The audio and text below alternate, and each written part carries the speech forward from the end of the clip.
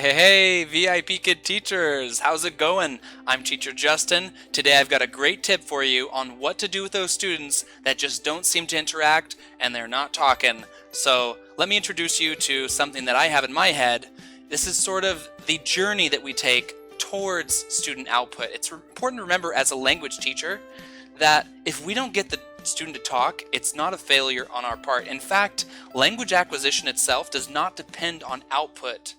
So what that means is as long as a student's in your class, they're listening and they're understanding, they are acquiring the language and you are doing your job as a teacher. Our job as teachers is to be interesting and comprehensible, and that's about all there is to it. However, we find ourselves with a system and parents and students, honestly, that they want to talk.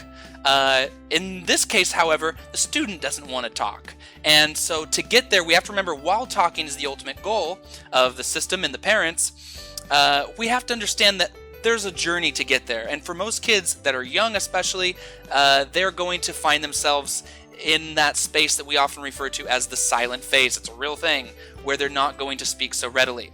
So to get to that point, first start with basic mirroring and matching. Just see if you can get the student to start to realize that it's a live class, it's a live experience. You're echoing them. It's a monkey see, monkey do. You start playing peekaboo. If they're hiding, you're going to hide as well. If they're playing with something, you're going to find something to play with as well.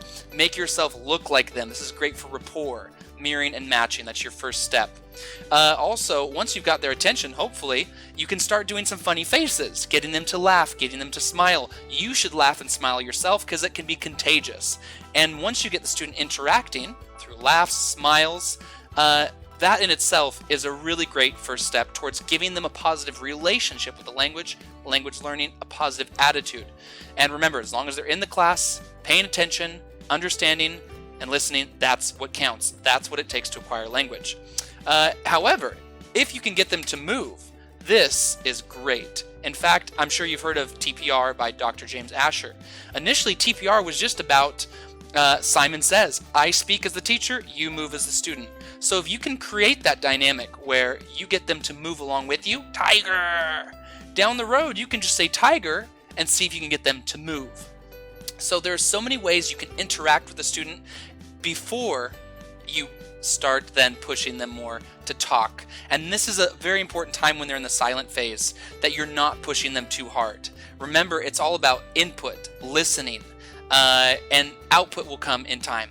So I hope that this gave you a good perspective on working with those kids who are not so quick to interact or talk. If you have any questions, leave some comments in the comment section. Until next time, my friends, happy teaching. Take care.